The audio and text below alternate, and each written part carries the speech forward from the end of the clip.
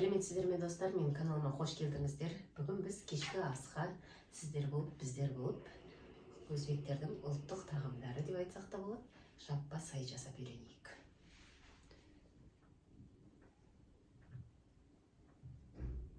Қараңыздар, қандай керемет.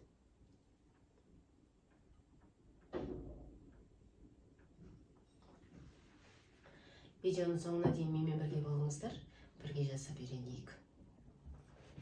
Ал достар, онда бүгін біз кешкі асымыздың ең бірінші қамырын бастырып алдық. Ол үшін бізге бір жұмыртқа және жылы тұзды су керек болады. 100 грамм, 150 граммдай болады. Ал онда қосып бастаймыз.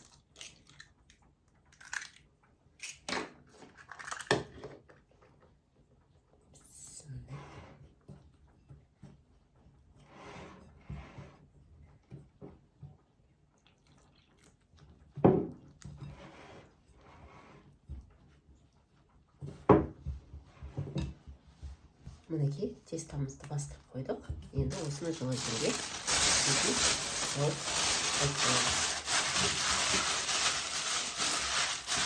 енді келесі біздің начинкамызға қажет фарш қажет болады. 600 граммдай фарш бар менде. 2 қызыл жуамыз қажет. Ақ желкен петрушка яғни және қызанақ 2 тістеме сарымсағымыз қажет болады. Қызанағымызды суға, яғни кипятокқа салып аламыз қазір. Қайнаған суға.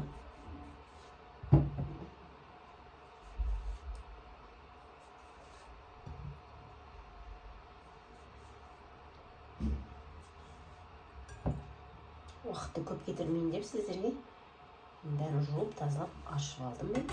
Енді осының үстіне кипяток құямыз. Яғни қайнаған су.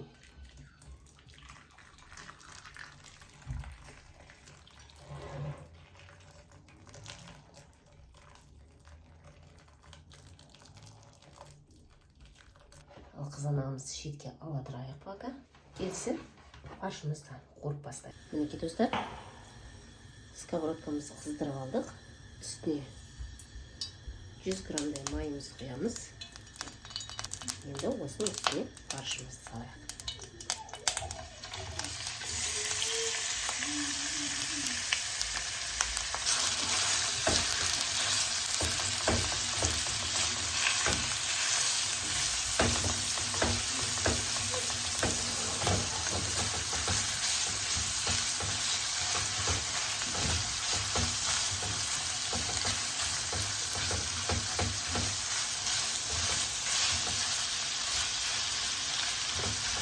Фаршымызды бір жақсылап қуырып алайық.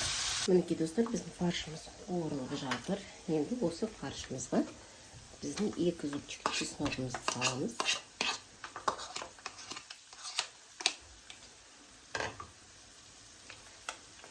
Чай қасық тұзымызды саламыз. Жарты чай қасық қара бұрыш. Жарты чай қасық қызыл бұрыш. Және приправа. Яғни кепкен сушеный дейді, сушеный зелендарымызды. Енді бәрін жақсылап араластырып аламыз. Келесі біз жуамызды майда жуап аламыз.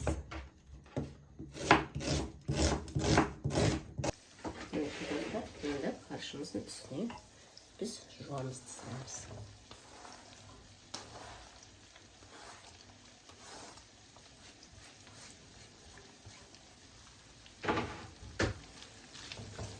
Мінекей достар, ақ желкенімізді турап дайындап қойдық. Қазір бұны да фаршымыздың үстіне саламыз. Ал біздің келесі істейтін жұмысымыз ол қызанақтарымызды қабығын аршып тастаймыз. Енді осында помидорымызды, қызанағымызды езіп аламыз.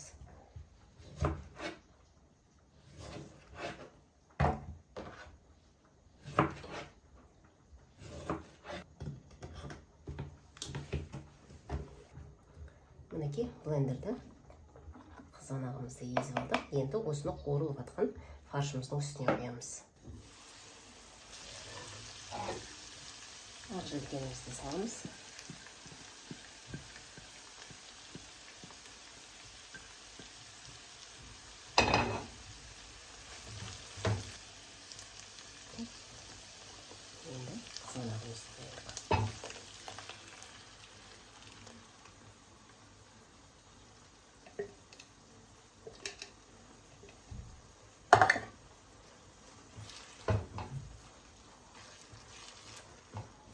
Сәл қуырылған соң үстіне қызанақ пастасын саламыз. Бір ас қасық. Міне қуырылып жатыр бізде. Енді бір ас қасық қызанақ пастасын салып, тағы да араластырып аламыз. Салсаңыздар да болады, қызанақ пастасын салмай қойсаңыздар да болады. 200 грамм су құямыз.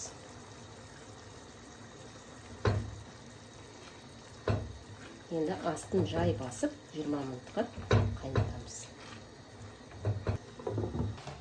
Қамырымыз дайын болды. Жұмыртқаға басып алдық еді.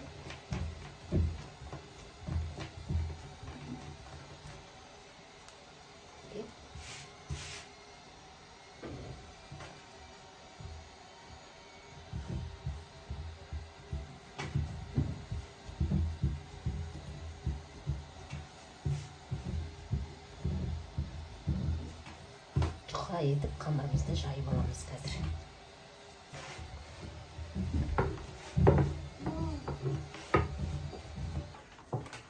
Мінекей достар, қамырымызды жайып алдық. Енді осы қамырымыздың үстіне қатты көп емес, слегка дейді ғой, май жағып аламыз.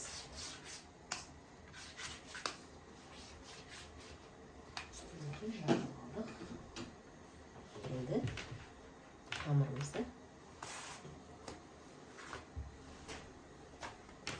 бізге бөлгенге ыңғайлы қылып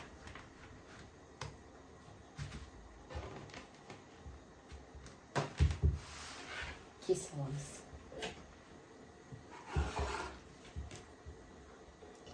Қатты кіші емес, қатты үлкен емес, осындай бір елі кесіп аламыз бәрін.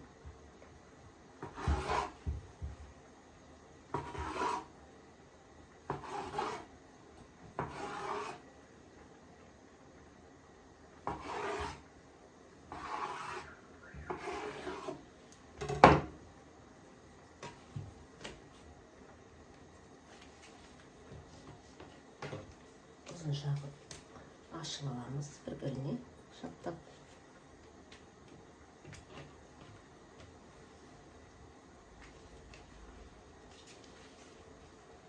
Қамырымыз қағаз сияқты жұқа болып тұр.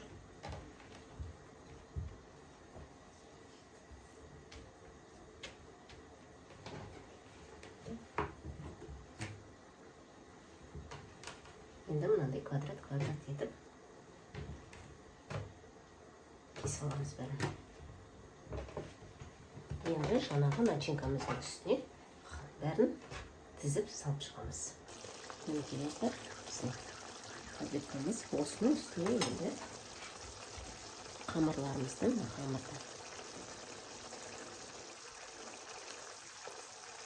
бәрін тізбектеп айналдырып бете салып шығамыз. Қамыр бір-біріне жабыспайды, еш уайымдамаңыздар. Мінекей достар, қамырдың бәрін бетіне реттеп слой-слой қылып, яғни қатпар қылып бетіне қойып шықтық. Енді осыны 20 минут бетін қақпағын жауып, яғни жай оттықта 20 минут бұқтырып аламыз. Мінекей достар, біздің кешкі асымыз дайын. Енді бетіндегі қамырларымыздың бәрін тарелкамыздың, яғни шетіне лайнан түсіріп аламыз.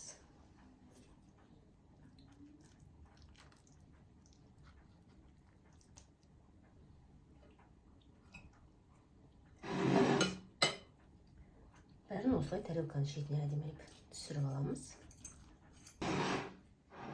Мінекей бәрін тестамызды ортасына піскен фаршымызды саламыз.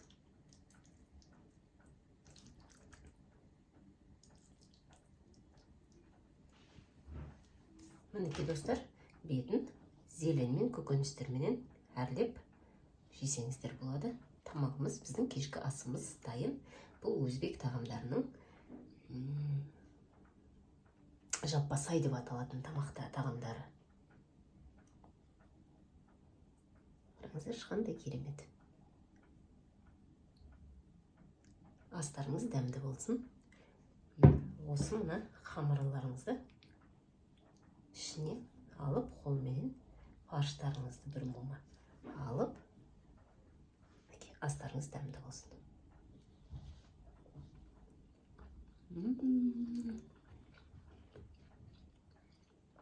Керемет дәмді. Достар, жасап көріңіздер.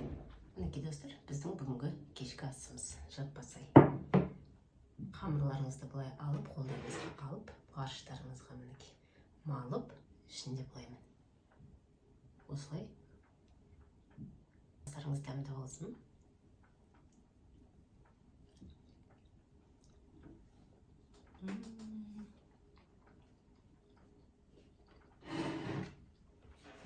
Керемет достар, өте дәмді.